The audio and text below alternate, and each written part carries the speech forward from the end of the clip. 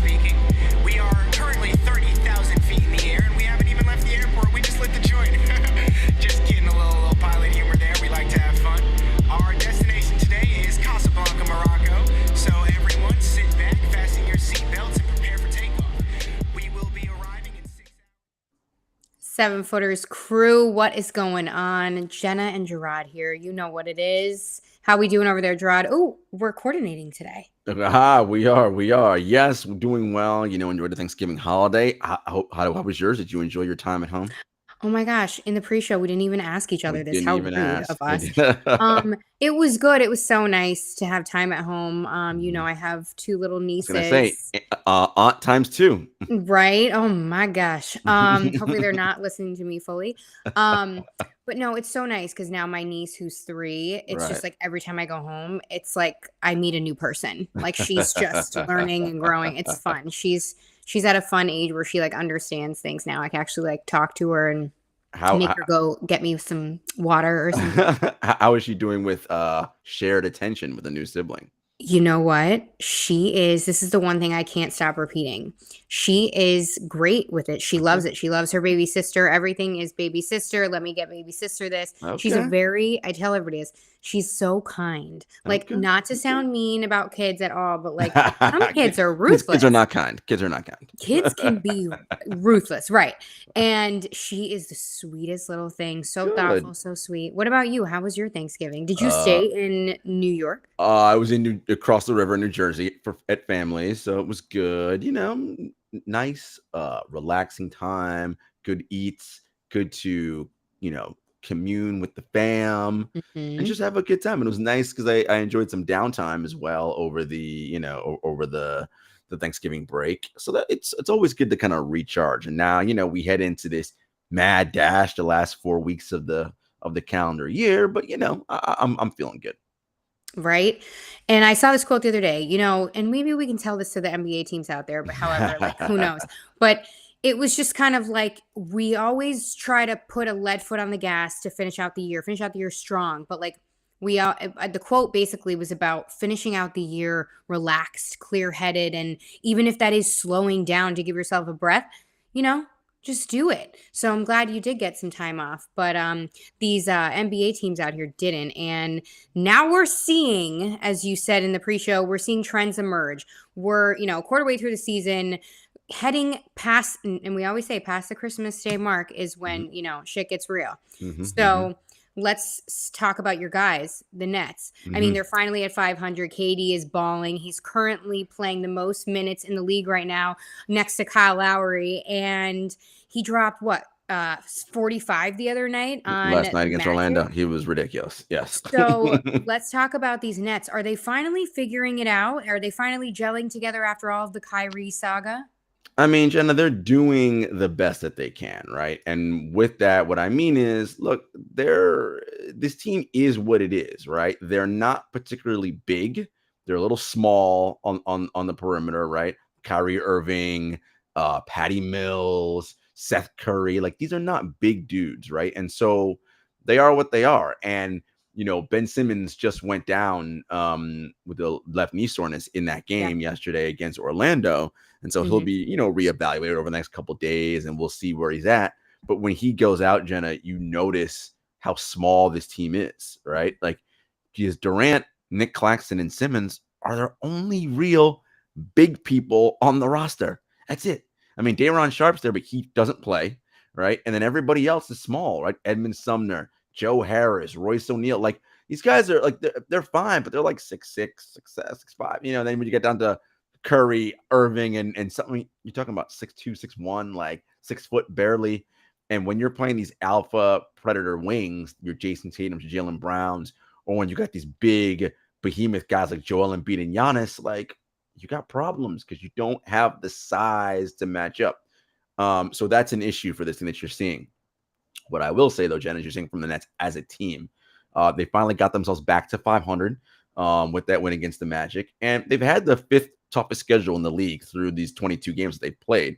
And adjusted net rating-wise, they're decent, right? They're 12th in the league in adjusted net rating. They're 8th in offense, 19th in defense. And a large part of why their defense is so poor is because they're terrible at rebounding, right? So when they actually have a good defensive sequence and they get a stop, they can't secure the defensive possession by getting the rebound. The other team grabs the offensive board, and it's like, well, now you can't cover for 48 seconds. They're going to score, right? It's just this is their challenge. And so, as you know, as an advocate for blowing this thing up, right? I doubt Sean Marks and Josiah, Sean Marks and GM and Josiah, the owner, will do that. But if they're going to keep this thing going, they have to figure out what they're going to do from a trade standpoint. Can they get some bodies in here? I don't know. Because they need some big bodies. And so that's something to be aware of. And then as much as KD's playing like a top 5 MVP candidate, which he is, he's 34 years and he's playing this is every year he has some kind of soft non-contact injury, right? To soft tissue or a non-contact injury. And KD's my guy. I don't want that to happen, but it's going to happen because it happens. It's happened every year he's been in Brooklyn. And so, or let's say he no injury, Jenna, but by the time April gets here, he's exhausted because he had to play a billion minutes for them to be just a decent. This is the problem, right? Overtaxing him so that when you're ready to go, when it's money time in the playoffs, he got no gas. He can't do anything. Right. And I know KD is KD, and at the end of the day, he's going to be the best player on the floor 9 times out of 10.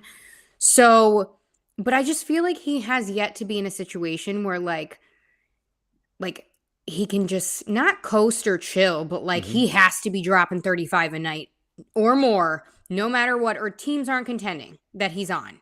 I mean, think about this, Jenna. That game against the Magic last night, second night of a back-to-back for the Nets and Orlando. The Magic. The Magic, the worst team in the league.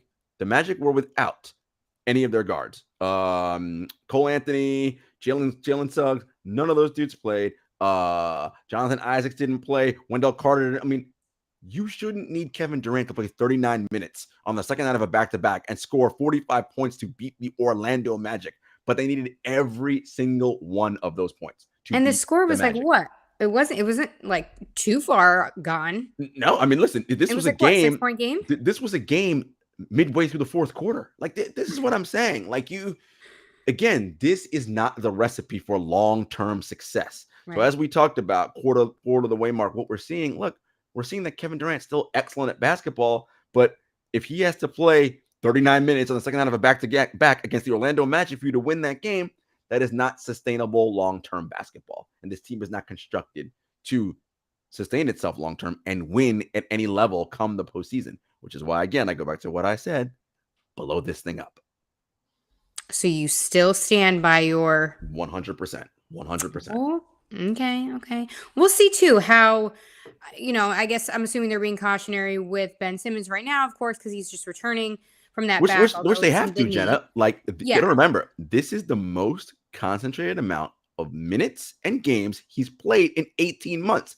I don't know why people think, oh, you take off basketball for 18 months, come back, you can play 40 minutes a night and be awesome. No, that's not how this works. Like that. It ain't like that. Like, you have to ramp yourself up. And this is taking some time. And that last note on the Nets, Jenna. Kyrie Irving not playing that well. Like, where was he yesterday? I mean, yeah, he dropped 20-something, but where Jenna, you at? I like to look at things beyond the counting stats, right? Counting stats don't tell you the true story. When you are on the floor, what does your team do? Do they outscore the opponent, or are they generally getting outscored? Kyrie's only a plus 2.5, I want to say, an estimated plus minus, which is fine. But that's like around, 45th, 46th in the league. Jenna, that's not great. And for somebody that I consider the greatest ball handler in the league, personally. This is my point. When you are someone like Kyrie, who is a max level player, you need to be contributing like a top 10, top 15 performer in the league. And he ain't doing that right now. And so you have one guy who is in Durant, your one max guy, right? Playing the top 5. Kyrie playing top 40. Ben Simmons coming off an 18-month layoff. Barely in the top 100. That was my fault. Right? So, I mean, you have 2 max slots that aren't performing at maximum level. This is the challenge this team has. And they have no way to work their way around that. Right? Who are they going to go get? to help replace this. So I don't know. This is where we're at.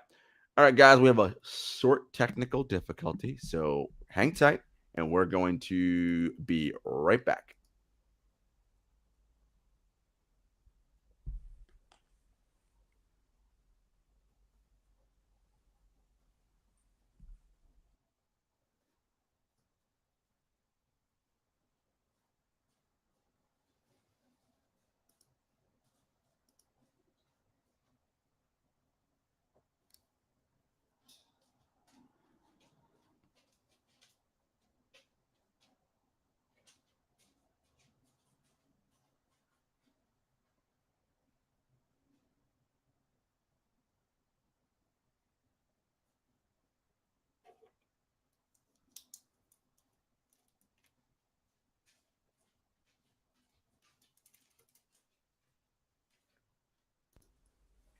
Hello.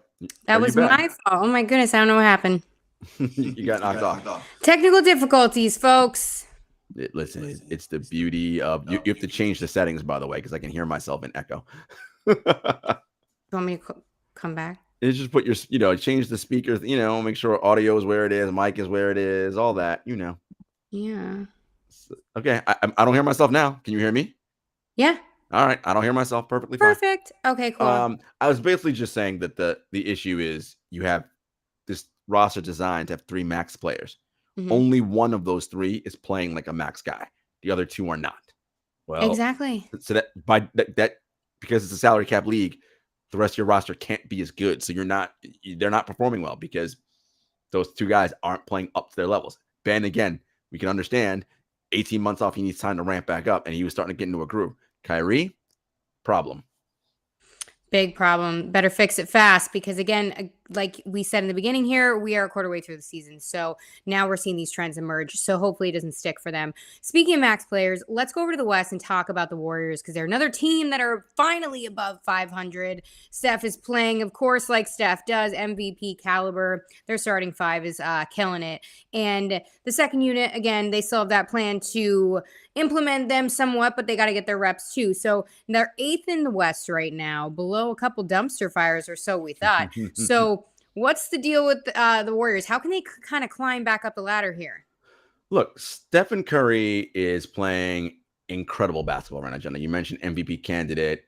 He is number 1 in the NBA in estimated plus minus by almost 2 full points per 100 possessions. And he is his efficiency splits are 65 effective field goals, 70% true shooting. For those of you that don't know what that means, 65 effective field goals and 70% true shooting is typically numbers you see from big men. Why? Because they score right next to the basket, layups and dunks, right? Shots in the paint. This is someone who shoots the majority of his shots from 30 feet and beyond, right? With volume. That he is ungodly right now, the level that he's playing at. The starting 5, as we mentioned, their net rating, best top 30 starting 5 in the league. Their issue, Jenna, is who's going to be able to play those minutes when in the playoffs, when Steph and those guys have to get a rest. Who are they? We know the young guys have to get their reps. Kuminga's trying to play a little bit better. James Wiseman's in the G League.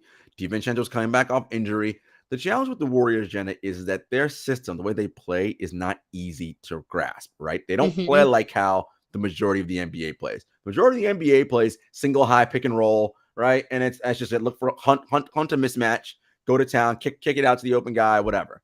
That's not what the Warriors do, right? They, first of all, they race at like high tempo.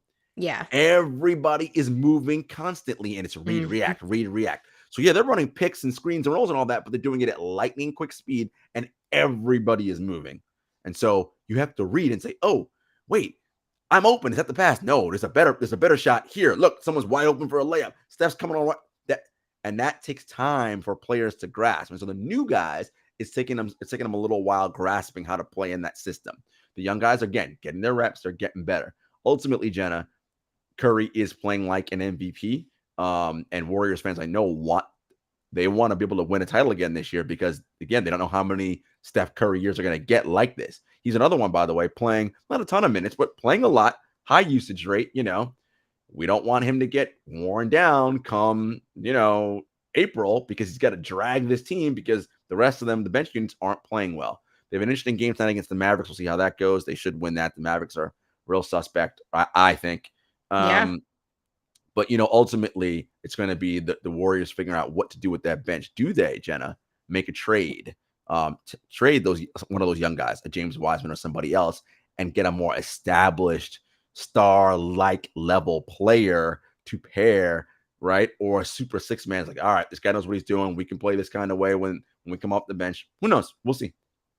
Interesting. You think about the Warriors though, and like to bring in another star, it's got to be a specific star because look at how many stars you have. So what exact role do you need to fill?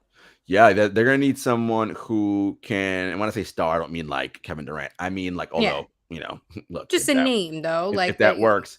You want someone who, again, understands the system, right? Can, with that second unit, play and keep the ball moving, right? Not let it get stuck in the ISO ball. Because the Warriors don't do that. Remember, that's not their style of play. Yeah. Can you find someone to do that? We'll see. It's not even about a big man or anything, like, because Kevon Looney's playing great. Like, they're all good. Like, it's that you need 7 to 8 guys to win a championship. After those 5, let's start. Who are the next 2, possibly 3 that can spell your guys so that when they're on the bench for a few minutes in the playoffs, you're not down 10 points when they come back, or your lead hasn't evaporated and you're tied. That's the question they're trying to figure out now.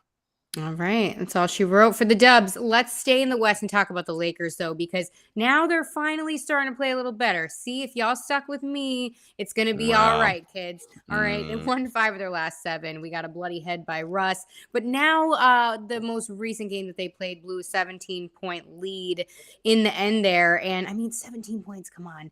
And Darvin Ham came out and blamed himself. Now, I'm going to say something that I can't believe I'm saying, but like, nobody's going to say it, but LeBron James isn't shooting well from the outside. So they still don't have shooting depth to begin with. So what is the issue here? We got Pat Bev serving the 3-game suspension, got no regrets there. He came out on his podcast and said he'd do it again. We're talking about the push heard around the world.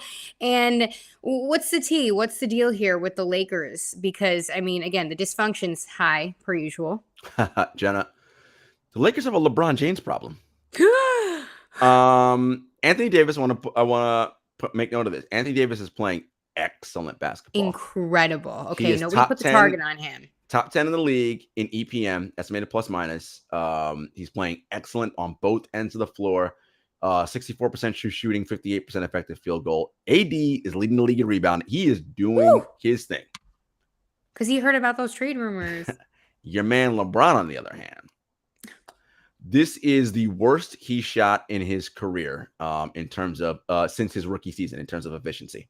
51% effective field goal, 54% true shooting. That's terrible.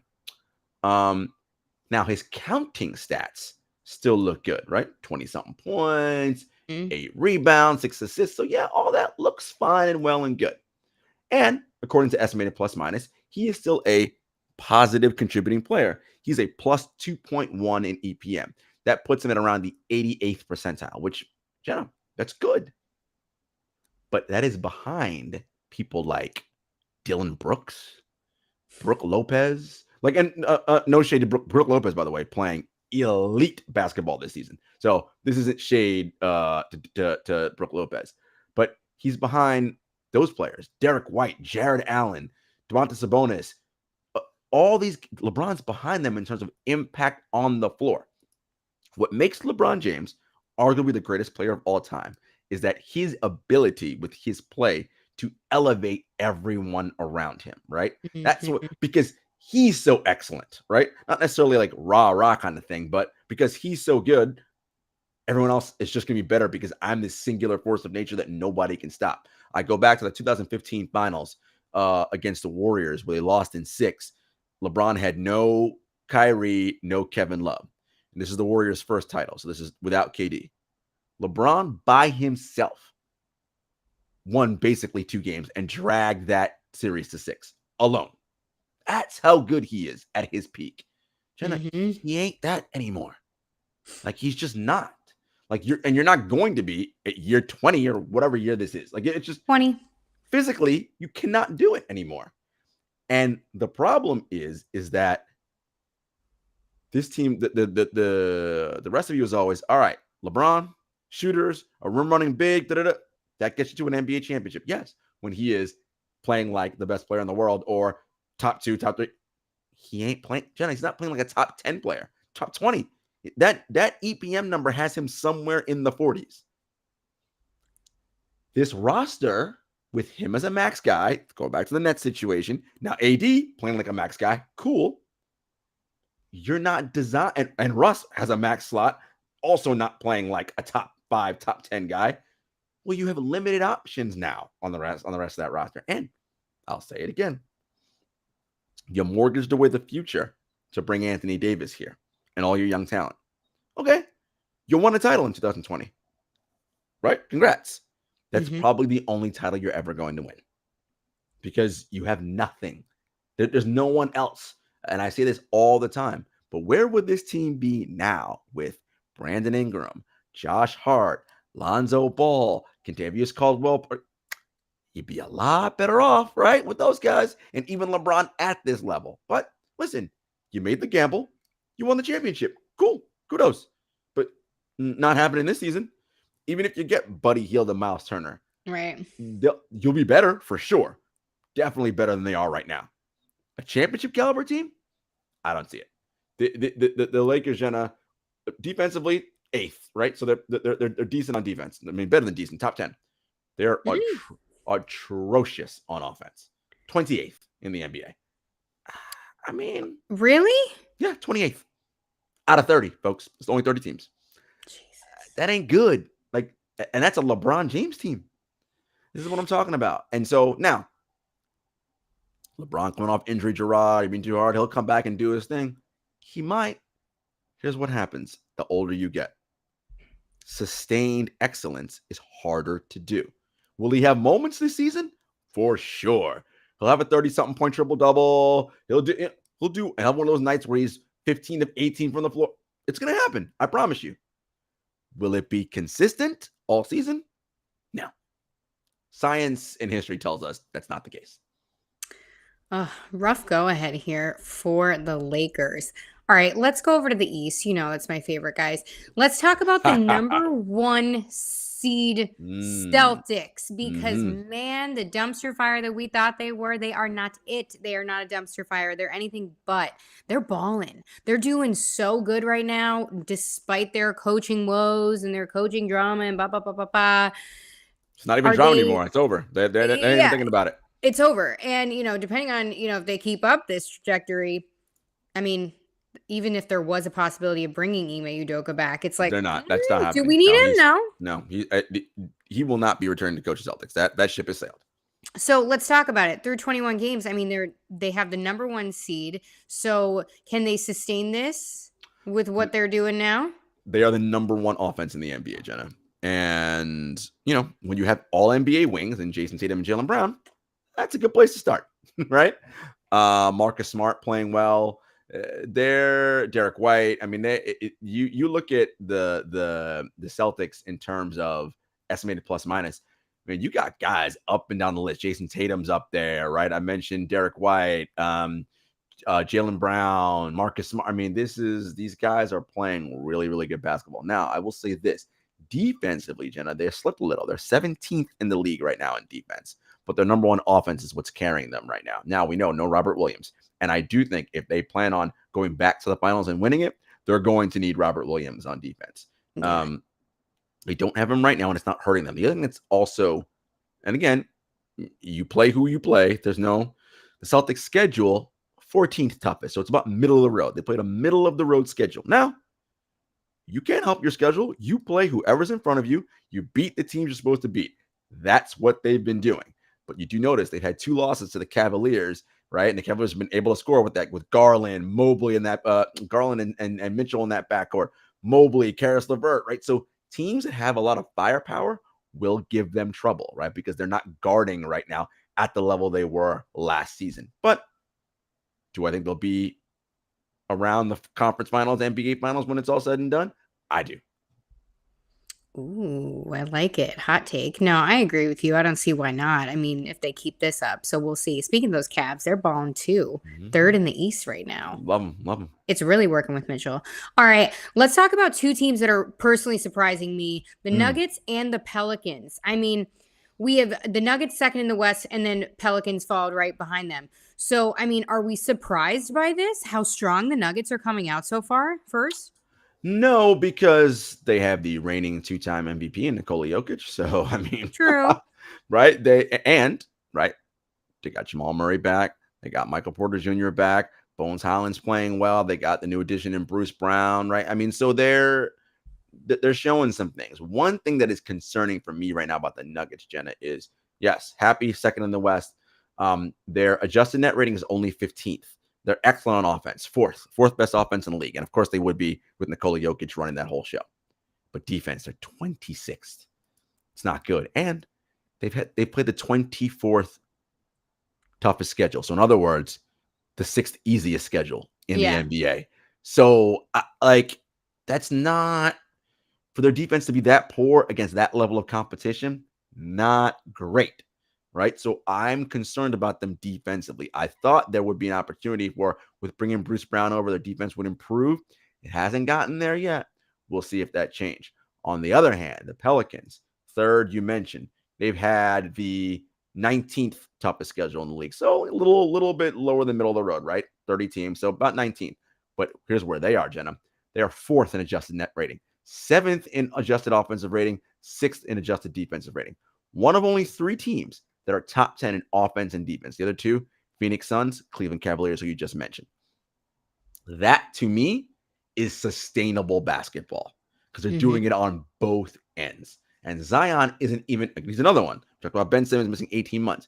He ain't played basketball in a whole year. He's nowhere near the level he's going to be at. He's still ramping and working his way back up. You know, it's funny. Markieff Morris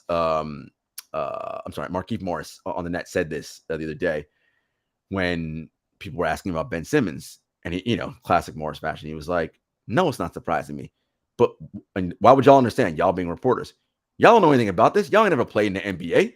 And he's basically like, "What you think? You're just gonna be off for and come back and be good? No, it takes time to be good in this league. Like you got to get your body right again."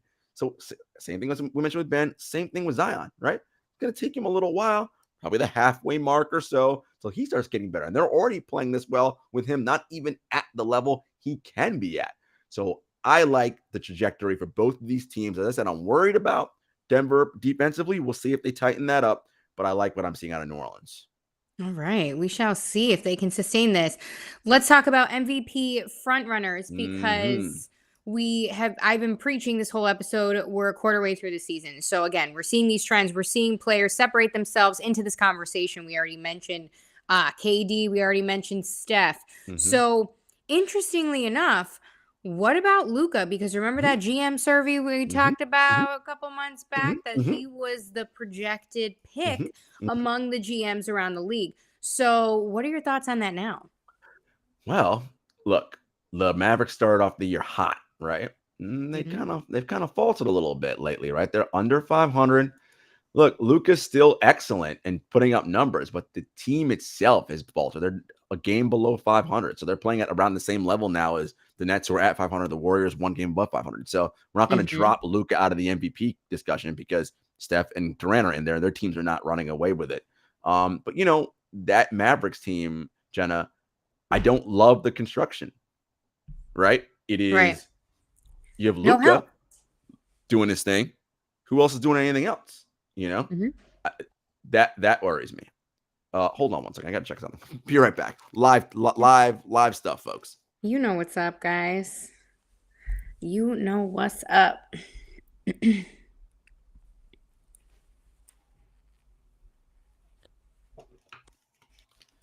No problem. I was hearing things. No. So that they just signed Kemba Walker. But like, Jenna, Yeah. that doesn't do anything. That doesn't move the needle for me. Kemba was out of the league for a reason and not signed, right? Like, I don't know how good he's going to be. And are you going to run a system that is less heliocentric and Luka dependent? I don't know, right? So, yeah, Luka's in the MVP discussion, but I'm not liking what I'm seeing from this Mavericks team. Other players in this MVP discussion.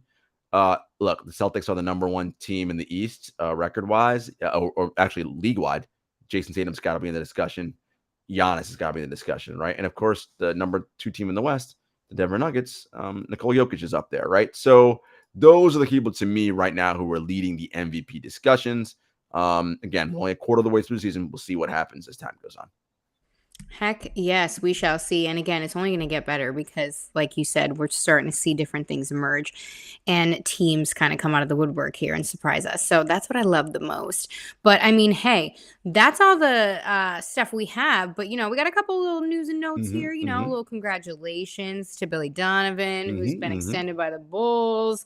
He took them to playoffs after a little drought there. So congrats to him. We got Cat out with a calf strain. Yeah, Minnesota. We didn't talk about them, but that's a team that, Jenna, the vibes are not great in mini. Yeah, what's going on? It seems like there's a little disconnect in this roster. 22nd on offense, 22nd on defense. Like, a team with Rudy Gobert to be 22nd on defense, like something's not going well there. I don't know how long head coach Chris Finch is long for that job.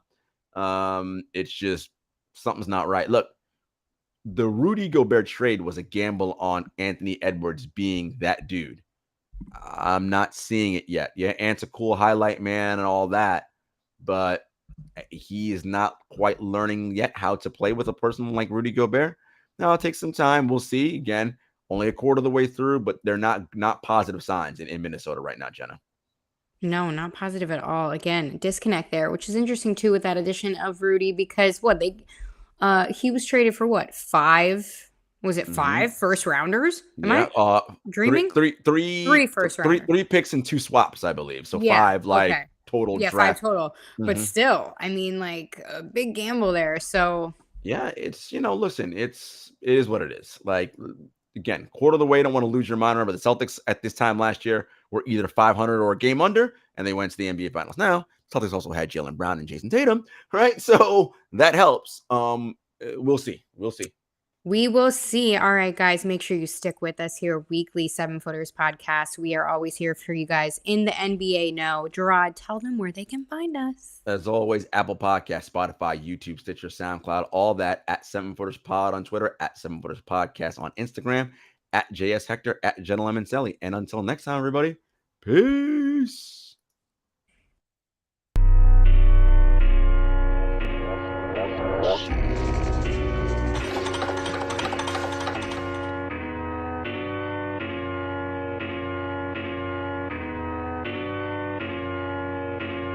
Spent a couple years out here with these raps, trying to have a plan that we made come true.